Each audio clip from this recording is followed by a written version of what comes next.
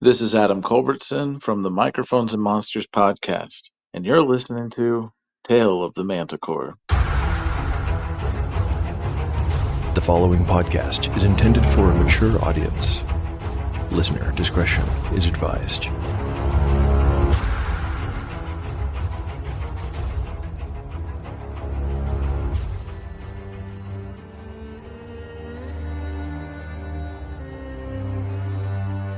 Welcome back to Tale of the Manticore, Season 2. Like the creature from which it takes its name, Tale of the Manticore is a mashup, a crossbreeding between two different species of storytelling. Here, you will find the unpredictability of old-school RPG paper and dice games with the storycraft of a dark fantasy novel. No character is sacred, and no character will be spared if the dice decide their fate is at hand. According to lore, the tale of a manticore is barbed with cruel iron spikes. There will be much pain in the days ahead.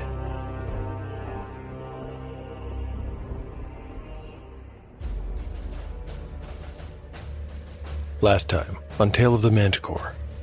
In the last chapter, the companions continue their exploration of Whitestone Castle on their quest to find out what happened there, and also if King Culfrey is still alive. The mystery of the dead courtier and the unknown beast that killed her intensifies when the PCs find a pile of bodies on the Great Hall's marble steps. These bodies, they deduce, must belong to one of Koch's lost patrols, the ones he sent to investigate and who never returned. Due to some lucky dice rolls, the party does not encounter the Yeth Hound as they proceed upstairs and, following a trail of blood, come to a door that has been barricaded on the other side. Just as Yellowfly decides to begin actively looking for the thing that haunts Whitestone, Catsbane suggests that they go to Carrick's tower and retrieve an item he knows to be there, a pot of magical sleeping powder. Yellowfly agrees, and the party moves away from the spoor they were following. Now, the castle crawl continues, starting where the players left off, in the Pink Room, a kind of lesser version of the Great Hall.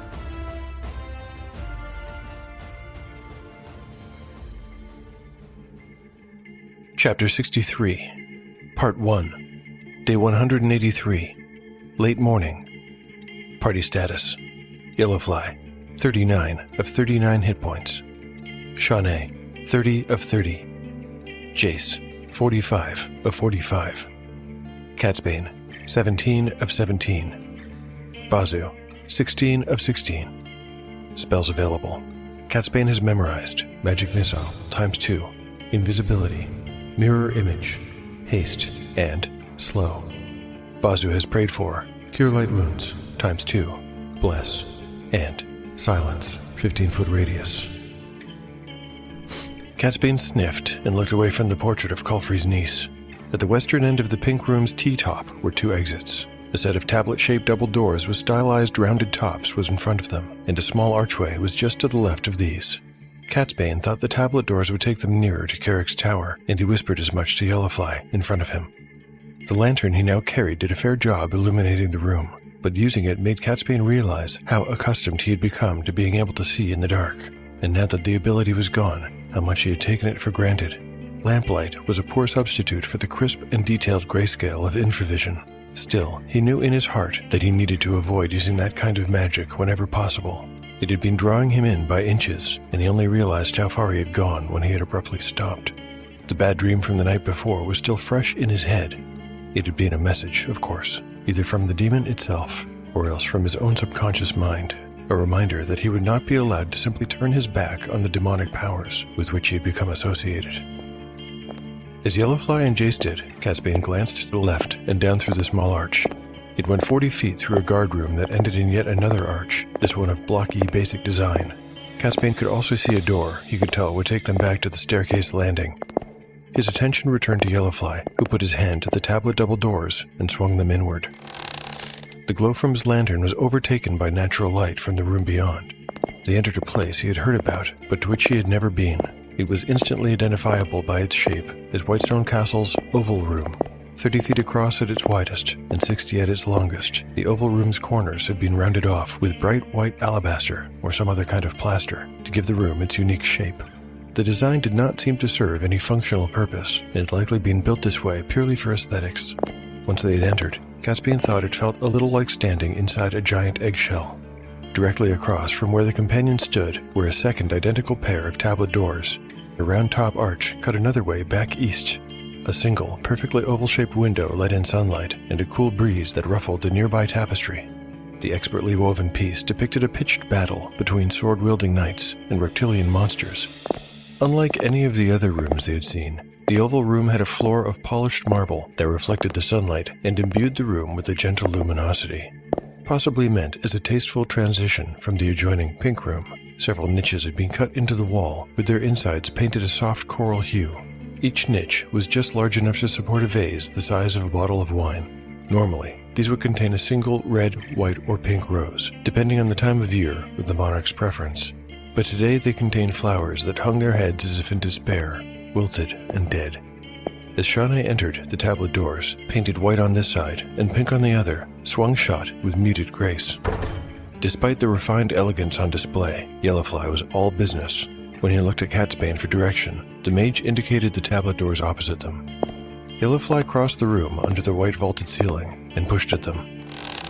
Beyond was another hall lacking natural light. Catsbane held up his lantern as they all walked to where it terminated in a kind of nexus, with rooms opening before them to the north and west and a hallway turning south that extended into darkness. Catsbane recognized the room to the north and signaled Yellowfly to go there. The fighter, with Jace at his side, led the way into another library. This one lacked the uniform and unused formality of the library on the first floor. All of the bookshelves were open-faced. They were home to a hodgepodge of tomes, curios, statuettes, candlesticks, little chests, and on one shelf, a human skull missing the jawbone. There was a desk, several chairs, and a low table, all arranged haphazardly, with some supporting open books. In the back, a narrow stone staircase led up to the third floor. "You've been here before," asked Yellowfly, turning to face Catsbane. Not exactly. I've seen this room from the other side. He pointed to a corner that took the convex shape of Carrick's tower. Set into it was a door of banded oak. Catsbane smiled at it wanly. He had not used this entrance himself, but he had been the one to answer the door when Bellegret, the royal niece, had come knocking one day to casually ruin his life. Then again, after all, perhaps she had not. Thinking of the man he was now compared to the boy he had been, maybe she had saved him.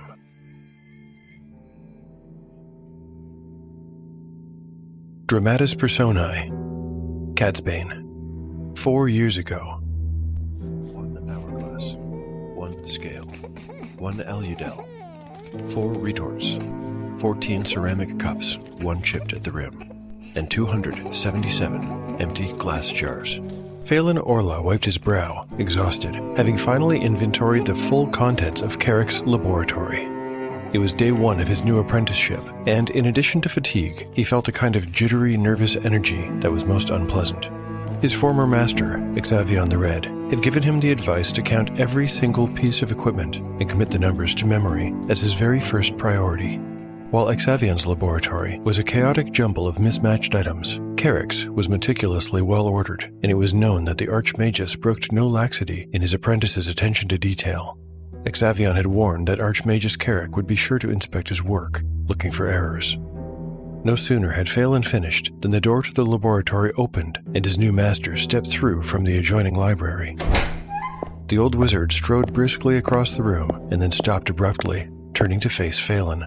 His expression went from distracted concern to realization. "You must be my new apprentice," he declared.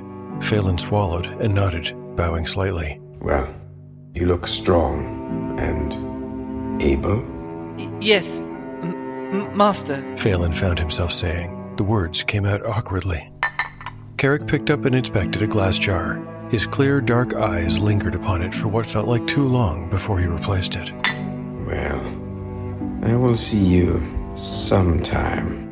On no account are you to go upstairs. I have set a number of wards there, and if you try, you will die. Clear? Good." Carrick didn't wait for an answer, but finished crossing the laboratory and then disappeared up the stairs with his cloak billowing out behind him. Phelan didn't see his new master again for weeks.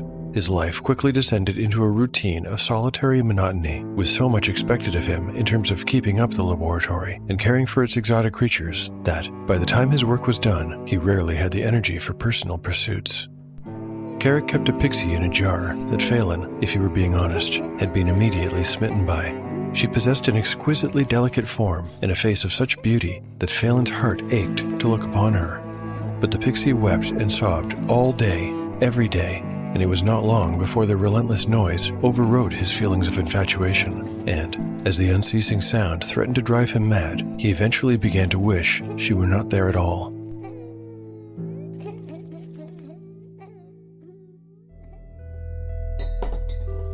One day, after about 2 months into his new apprenticeship, Phelan was, as usual, cleaning the laboratory when he suddenly recalled Carrick's first, and practically only, words to him.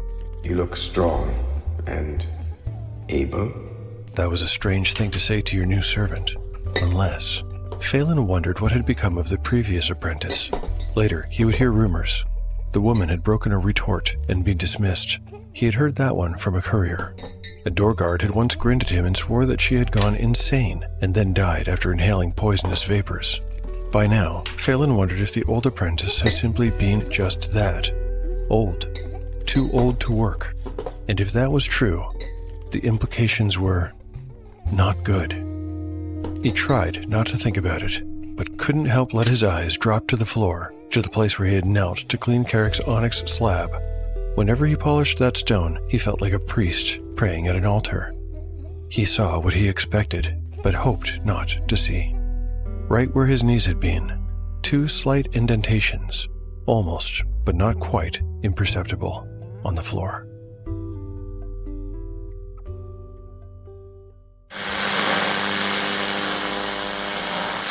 With your long-forgotten name, we call upon you. We call upon you.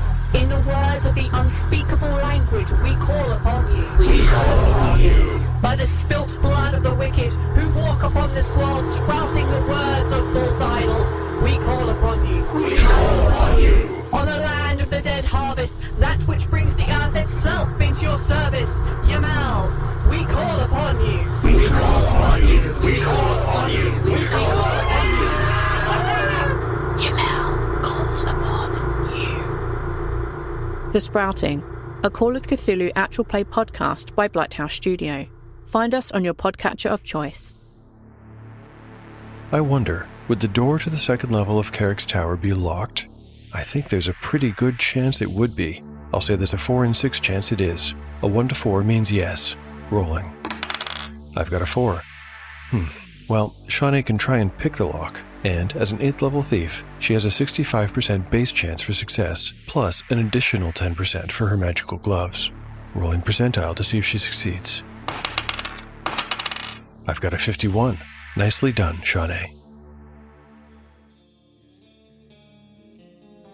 Chapter 63, Part 2, Day 183, Late Morning, Party Status. The party status is unchanged. The door clicked open after a few minutes, and Shawnee removed a pair of wires, one straight and one hooked, from the lock mechanism. She put these tools back into their purse, which she tucked into her belt before standing up and making way for Catsbane to open the door. Thank you, Shawnee. While he and Yellowfly went in, she stayed behind with Bazoo and Jace, taking her bow from her shoulder and knocking an arrow. For Catsbane, walking into Carrick's laboratory was like stepping back in time.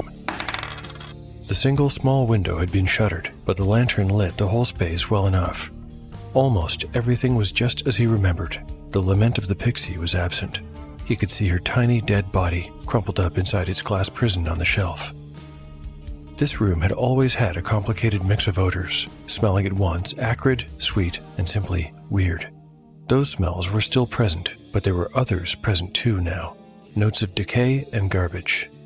Catsbane wasted no time reminiscing. He scanned the orderly but overfilled shelves, saw what he wanted and crossed the room, where he selected a small, flat green jar that looked like 2 saucers sandwiched together. Yellowfly was at the door, half in and half out of the laboratory. "Did you find what you were looking for?" he asked with a tone that suggested impatience. This is the agent that I was speaking of, yes. Confirmed Catsbane. But since we are here, there may be other items of use upstairs. Do you think that we should check? Catsbane had, at some point in their time together, explained where he had gotten the crystal shard that had exploded with cold magic and allowed them to escape the smuggler's channel. Judging by Yellowfly's expression, he had no desire to accompany Catsbane up the stairs. Or I could go alone. Yellowfly sucked his teeth momentarily, then said, "Go if you must, but be quick about it, and leave us the lantern. The other room is as dark as night." Once again, Catsbane regretted not preparing his spell of infravision. Still, nobody knew this laboratory better than he did, and he was able to produce a little lamp meant for use with the alembic. After retrieving it from a storage cabinet, he lit it from the lantern. Now they both had a light. "Be quick," Catsbane reminded him. "And Catsbane, be careful." The young magic user nodded, and, holding the little lamp, ascended the stairs to Carrick's private room. Catsbane moves about the laboratory with familiar ease, but he's going to need at least 5 or 10 minutes to look through Carrick's private room on the 3rd floor, possibly more. No matter how quick he is, I'm going to need to roll at least one more wandering encounter check. Let's do it now. As always, the roll is made with a d6, and a 1 on the die means the Yeth Hound has found them. Here comes the roll. Oh boy, there it is. A 1. Well, it had to happen sooner or later. The Yeth Hound is coming. Or is it possible that the monster has made a home of Carrick's tower? That's very unlikely. I've got this d6 in my hand already. Why not? I'll roll it and say on a 6, the Yeth Hound will be somewhere in the tower. Maybe upstairs, maybe downstairs. Any other result means it comes from somewhere in the castle proper. Rolling. I've got a 2. That's lucky for Catsbane, who might have had to face it alone. But no, it's not in the tower. Instead, it's either on the 3rd floor of the castle, or it's approaching the library from the direction the PCs came. Here comes a high-low roll. High means it comes from the 3rd floor. A 4. Okay, now we know where it is. One more pair of rolls. Will either side be surprised? I'm really putting this little d6 to work because I'll be using it to determine this too. A 1 or a 2 indicates surprise for either side. Rolling for the PCs. A 5. Good. This is going to be tough enough. Now the roll for the thing that was once Krell. Whoa, look at that. A 1. That's great news. I wonder what this will look like in the narrative. Okay. I think I've got it. Yellowfly was standing right in the doorway to the laboratory, half in and half out. Shawnee was covering the library door with her bow. Bazu was trying to read the spines of books in the very low light, and Jace was watching the stairs when they heard it. First, the click of nails on the stone floor, then a huffing sound, like labored breathing. Yellowfly was quick to close the lantern so that only a little light escaped. Everyone looked to him for instructions, and he decided that this was as good a place as any to make a stand. He pointed at each individual member of his party and signaled clear instructions. Jace tucked himself into a nook behind the staircase. Shawnee took up a position behind a thick oak chair with a wide back, swapping her bow for her sword. Bazu hid behind a protruding bookcase, gripping his quarterstaff tightly. Yellowfly ducked a little further into his doorway after setting the lantern on the floor a few feet away and opening its door a few more inches. Although not exactly bright, the room was now well lit enough for everyone to see, more or less. Still, they did not poke their heads out or try to steal a glance, as the light, meant to attract the creature at the stairs, did its work. Within a few seconds of putting the lantern on the floor, the heavy huffing sound grew louder. It was very close now, right at the top of the stairs. Bazu flattened himself against the wall, wondering if he would know when the time to strike was right. Shawnee, Jace, and Yellowfly all readied their blades as quietly as they could. Then, they waited.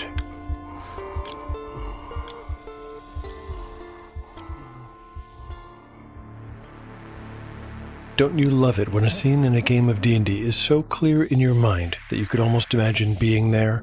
In my head, I'm with the PCs as they hide, holding their breath and waiting while the creature draws nearer. It's a moment of delicious tension that will get even better when the Yeth Hound is in the room. Of course, I didn't pause the action to ask you to imagine the scene. I did so because I need to figure out if Catsbane would know what's going on, and if so, how he might react. When Yellowfly closed the lantern, Catsbane was on the stairs. The stairs followed the inner curvature of the tower wall, and might put him out of sight of everything happening below, and Yellowfly could not risk giving him an audible signal either. The only chance Catsbane has to be aware that anything was happening is if he notices the light suddenly going out. This might cause him to come back and investigate. Would he notice? Let's give him a skill check against wisdom as an ad hoc passive perception check. His wisdom score is, let's see, it's pretty good at 14. I'll roll a d20, and in this case, lower is better. The roll. A 9. He does notice, and so stops his ascent, putting out his own small lamp with a wetted thumb and finger.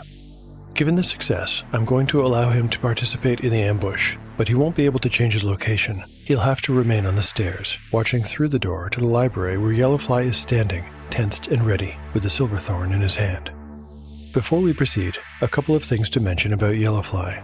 Firstly, back in episode 56, Yellowfly leveled up and his strength went from a 15 to a 16.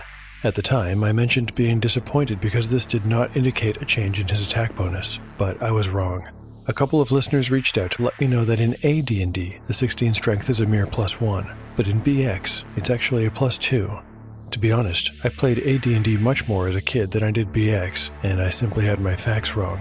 I seem to do this kind of thing a lot, especially to Fly. Sorry, Fly. Please don't take it personally. There's one more thing, and thankfully this time it's not another oversight. I've mentioned before that the Silverthorn blade is much more than a simple +2 longsword, at least for some folks. Wielded by anyone of good alignment, it has the additional benefit of being +3 versus demons, undead, abominations, and the like, and Krell certainly falls into that last category. In the hands of a paladin, it is a true holy adventure blade. I doubt we'll ever get to see the Silverthorn in its full glory, but there it is anyway. Alright, I think we're ready to get back to the action, and I think we'll need some really tense music for a scene like this.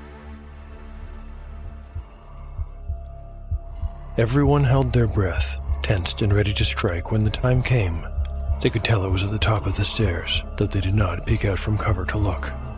If they had dared to, they would have seen a creature that was roughly the size and shape of a lion, though dark gray in color, and covered with a wrinkled and leathery hide, not fur. There was a large fleshy hump on its back, which gave it a pitched forward look. The paws were the size of bear paws, and each was equipped with 4 3-inch-long, sickle-shaped claws of ochre hue. The face was the most awful to behold. The maw was a blood-encrusted jumble of fangs set into black gums. The snout was flattened, but there was a kink halfway up where Krell had once had his nose broken, and the deformity had survived his transformation. The eyes were almost human, though clouded with rage and hunger and bestial immediacy. Step by step, it navigated the stairs, snuffling through its flattened nose, catching the scent of nearby prey. Click, click, another step. The companions waited, summoning their courage. Dog, bear, or wolf, whatever it was big and heavy. Click, click. The companions tried not to move, minutely adjusting their sweaty grips on the hilts of their weapons. Now it was in the library with them, huffing and taking ponderous steps. It made slowly, but directly, for the light of the partially opened lantern. Once, it hesitated and made as if to turn. Jace almost struck, but he managed to stay his hand just in time, and the lumbering monster returns its attention to the light, letting free a low, stuttering growl.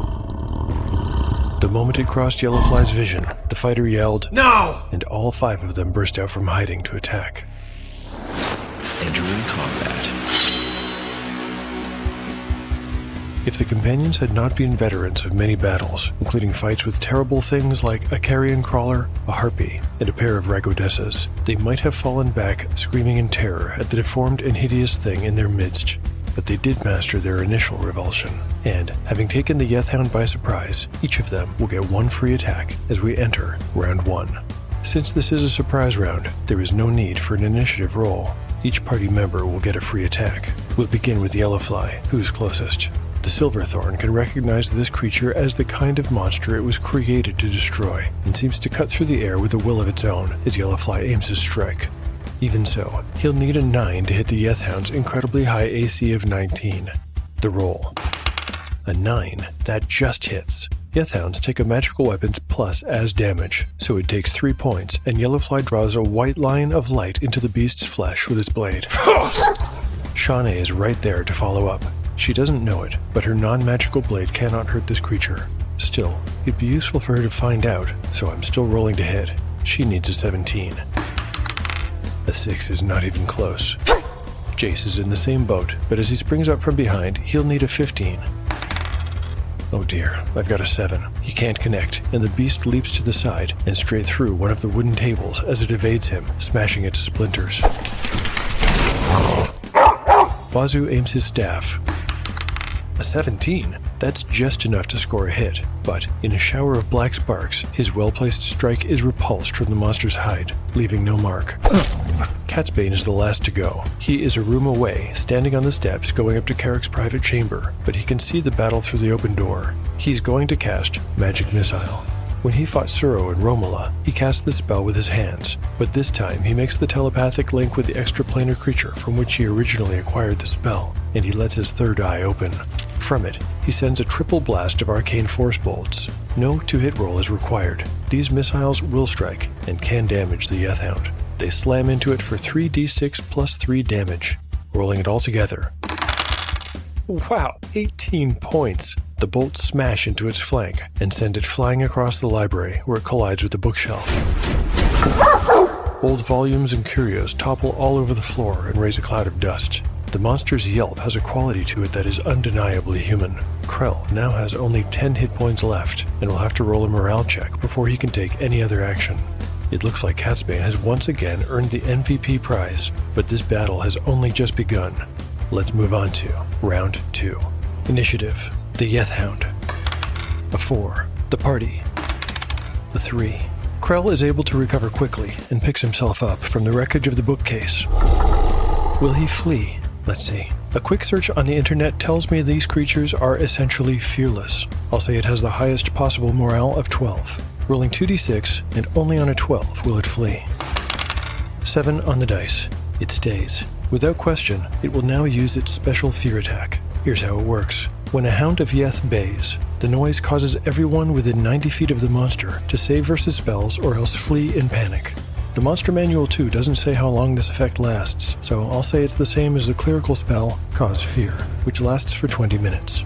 Shawnee and Jace have the worst chance for success here, needing to roll a 14 or better. For Shawnee, that's partly due to her wisdom penalty. Here's the roll. A 9. She is going to run for it. Jace has no such penalty but still needs a 14. A 10 is a failure. Bazoo has a wisdom bonus, but still needs an 11 or better. A 16. He finds the courage to stay and fight. I wonder if he'll be the only one. Yikes, I hope not. Yellowfly also needs an 11. His roll. A 15. Holding the Silverthorn somehow gives him the strength to remain, even when it feels his guts have turned to ice. Now for the last roll. If Catsbane makes this save, he still has one magic missile left that could end this fight in the same impossibly quick way he defeated Suro and Romola, but he'll need to roll at least an 11. His roll. A 2. Catsbane cannot overcome the imperative in his brain that commands him to get away from here as quickly as possible. Bazoo and Yellowfly can each take an action this round, having made their saves. Bazoo, not knowing what else to do, will try to strike the creature again. A 16 is a great roll, but it's a miss. Yellowfly with a Silverthorn. Oh no, I've rolled a 1. I think Shawnee, shrieking hysterically, has shoved him roughly against the wall as she bolts past him, thinking of nothing but escape. Yellowfly hits it hard and is momentarily stunned. He'll lose his next turn. While Shawnee runs south, back the way she came into the library, Jace takes the nearest way out for him, too. That means he sprints up the stairs to the 3rd level. Catsbane, already halfway up the stairs to Carrick's chamber, will also take the path of least resistance and dash up the tower stairs the rest of the way. That leaves a stunned Yellowfly and a powerless Bazoo standing alone against the hulking and deformed creature of Yeth, which, drooling madly through a double row of fangs, seems almost to smile at them, dog-like, as it advances. Thank you for listening to Tale of the Manticore. If you enjoy the show and would like to help to support it, there are lots of ways to do so. You can recommend it online or to friends. You can like and retweet episode announcements on social media. You can pick up One Shot in the Dark, the Pendulum World-Building Tool, or Encyclopedia Manticorica on Drive-Thru-RPG. And finally, you can rate or review the show on your podcatcher of choice. My thanks to everyone who supports the show. At this time, please allow me to share one of your very kind reviews. This review is from Castbox and was left by Tucker Raider. Tucker Rader writes, "Awesome. Listened and liked every episode." Short and sweet. Thank you very much, Tucker Rader. I'd also like to take a moment now to thank my awesome voice talent. This episode contains the voice of Kai Allen in his usual role of Catsbane.